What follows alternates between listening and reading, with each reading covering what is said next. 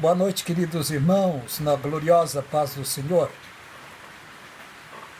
Cheguei agora de um culto abençoado, onde ouvimos a preciosa palavra de Deus com a missionária Luzia.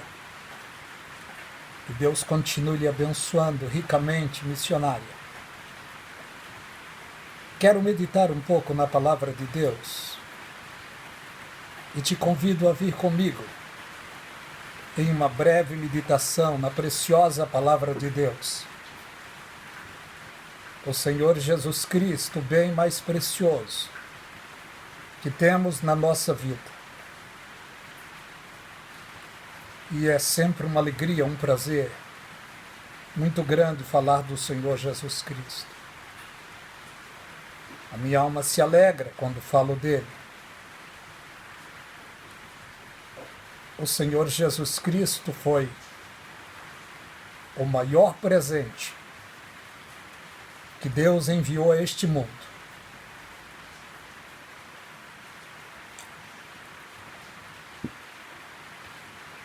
O ser humano foi um ser criado por Deus em perfeição. O primeiro casal no Jardim do Éden. Casal perfeito, abençoado. Deus deu ordem a esse casal para obedecerem. Mas esse casal não obedeceram na totalidade à palavra de Deus. A história todos vocês conhecem. Eles pecaram. E por causa do pecado de Adão, ele deu legalidade a Satanás. E a Bíblia diz que todos pecaram e destituídos estão da glória de Deus. Por isso foi necessário Deus, em uma reunião, fazer promessas ao ser humano que estava perdido pelo pecado de Adão. No livro de Gênesis, capítulo 3, e o verso 15, nos diz: é uma reunião de Deus com Adão, com Eva, com a serpente. Deus disse: porém inimizade entre ti e a mulher, entre a tua semente e a sua semente. Esta te ferirá a cabeça, e tu lhes ferirás o calcanhar. Os calcanhares. É uma inimizade que Deus colocou entre a mulher e a serpente. Isso iria se realizar ao longo dos anos. A semente da mulher, Jesus, o Filho de Deus. A semente da serpente, o anticristo, que está perto de ser revelado. Assim que Adão pecou, o pecado passou a todos os seres humanos. Porque Deus disse: a alma que pecar, certamente esta morrerá. Precisou então Deus mandar o seu maior presente, ao mundo. Foi Jesus Cristo, seu precioso Filho.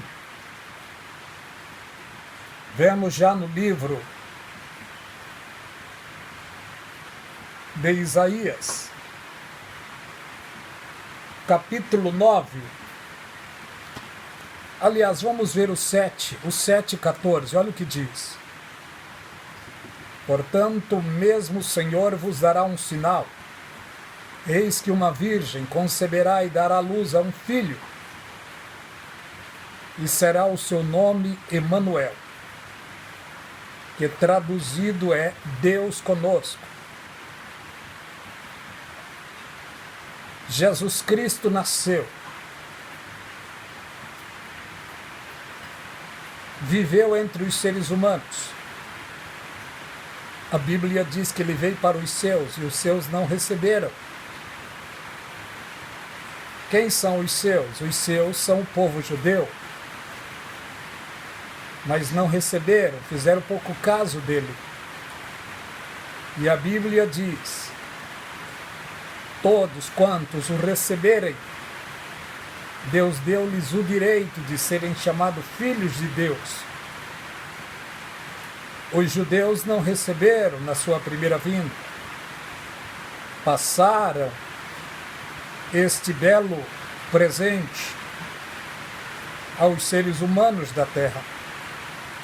E hoje, graças a Deus, seres humanos de todas as nações, tribos, povos e línguas, têm recebido a Jesus Cristo como único e suficiente Senhor e Salvador da sua vida.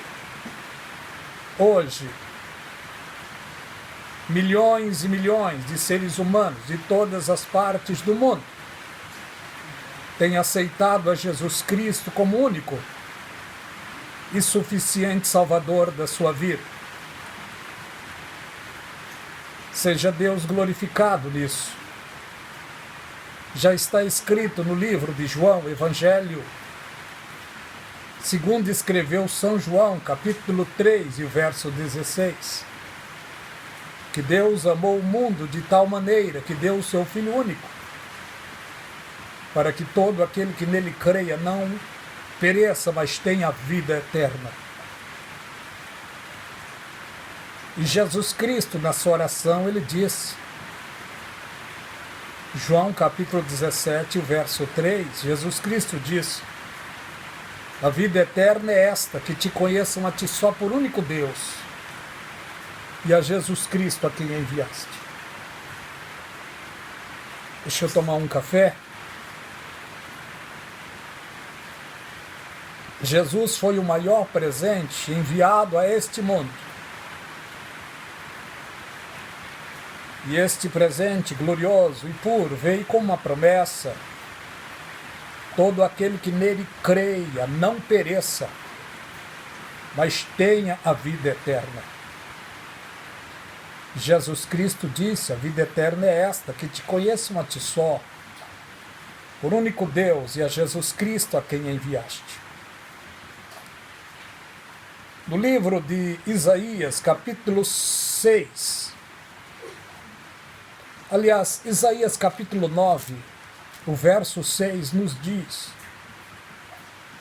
isso foi uma profecia gloriosa, poderosa, que Isaías deixou escrito.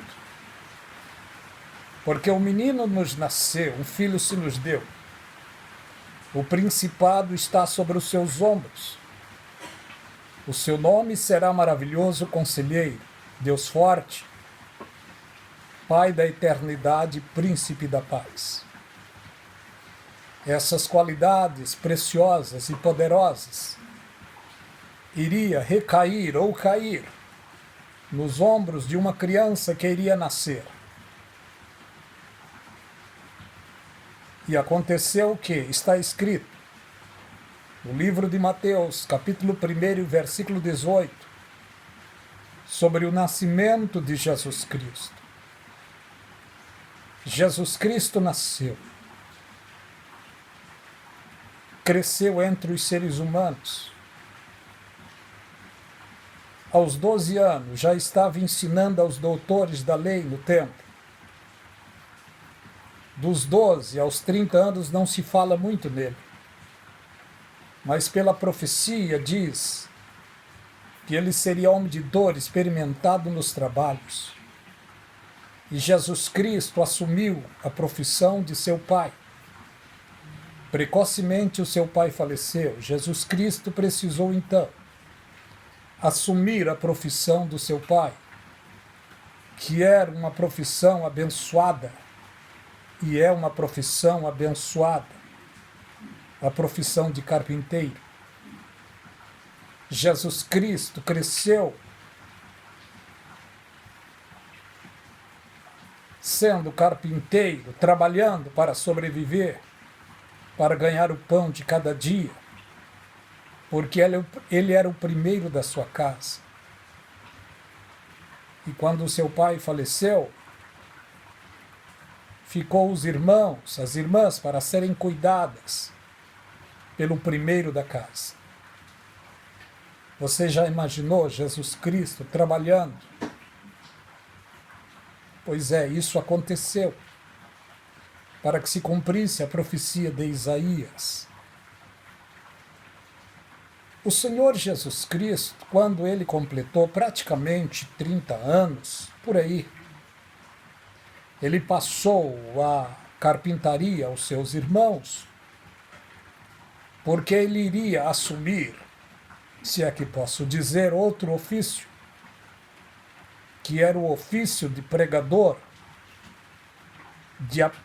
de pastor, apacentador de ovelhas. E ele então começou a pregar a palavra de Deus. Só que antes dele pregar a palavra de Deus, ele passou pelas águas do batismo. O seu primo João Batista estava no Jordão batizando, e uma grande multidão na fila. Quando ele se apercebeu quem estava ali para ser batizado, o seu primo Jesus. E João Batista, tendo conhecimento da profecia, ele chegou a dizer para Jesus: tu vens a mim, eu que careço ser batizado por ti, e tu que vens a mim? E Jesus Cristo disse: João, deixa, porque convém cumprir assim toda a justiça. E João então o batizou. E no momento do batismo, João Batista ouviu uma grande voz nos céus que dizia: este é o meu filho amado, em quem tenho prazer. E João viu em forma corpórea de uma pomba, descendo dos céus e repousando sobre a pessoa gloriosa, sobre o Senhor Jesus Cristo no Jordão. E certamente quando o Senhor Jesus Cristo sai daquelas águas do batismo, acredito eu que João olha para aquela grande multidão e disse: eis aí o Cordeiro que tira o pecado do mundo. Eis aí o Cordeiro de Deus que tira o pecado do mundo. João já estava profetizando o que iria acontecer poucos anos depois, quando o Senhor Jesus seria morto na cruz do Calvário. Foi o mais perfeito sacrifício que o Senhor Jesus Cristo ofereceu na cruz do Calvário para a salvação de seres humanos que viriam a acreditar nele e na sua palavra. Portanto, quanto para a salvação, não podemos e não devemos fazer nenhum sacrifício. Jesus Cristo já fez o maior e o mais perfeito sacrifício quanto à salvação para o ser humano. É claro que a Bíblia nos diz: ofereceis sacrifícios de justiça e confiai no Senhor. Mas quais são os sacrifícios de justiça? É reter a palavra que temos, é reter a confiança que temos, é guardar o mais belo e precioso dom que temos, que veio a nós pela fé, por obra e ação direta do Espírito Santo. E o que veio a nós pela fé? A salvação, o dom mais precioso que um ser humano pode ter. Esse dom foi oferecido por Jesus Cristo através da cruz do Calvário. A nossa fé seria vã se ele não tivesse ressuscitado. Mas o Senhor Jesus Cristo, ele foi perseguido, foi morto, mas ressuscitou ao terceiro dia. Passou na terra praticamente 40 dias. Antes dele ir para a glória, ele chama os discípulos, aqueles que estavam crendo e confiando nele, e ele os disse: é necessário que eu vá, porque se eu não for, o Consolador não virá. E quando eu for, rogarei ao Pai, e ele vos enviará outro Consolador, o Espírito da verdade, que o mundo não pode receber, porque não vê e me conhece. Ele estará convosco e vos fará lembrar de toda a palavra que eu vos tenho dito. O Senhor Jesus Cristo, então, convoca todos para a despedida no Monte das Oliveiras. E assim que o Senhor o despede deles, o Senhor Jesus Cristo vai subindo para a glória, voltando para casa. E 10 dias se passam. E ele deu uma recomendação a eles: ficai na cidade de Jerusalém, até que do alto sejais revestidos de poder. E ele deu essa recomendação praticamente a 500 pessoas. Foram para lá, mas os dias foram se passando e uma grande multidão se desanimaram. E quando o Espírito Santo desceu no dia de Pentecoste, quase 120 pessoas foram cheias do Espírito Santo, porque diz a palavra que foram vistas sobre eles línguas repartidas como de fogo. Que dia precioso! Ali foi a inauguração da Igreja de Jesus Cristo. Louvado seja o nome do Senhor. Isso já faz praticamente 2000 anos. O tempo da graça está para terminar. A igreja está para ser arrebatada. Porque já faz mais de 2000 anos que isto aconteceu. E vemos pela palavra de Deus que o número do homem é número 6. Deus fez o ser humano no dia 6º. O número do ser humano é o número 6. E vemos pela palavra de Deus que Deus determinou em toda a criação 6 milênios, que é o tempo do ser humano. E o tempo do governo humano está se acabando. Logo, logo virá o governo de Jesus Cristo, que é o milênio. Mas assim que a igreja for arrebatada, terá um prazo de teste para o mundo perdido.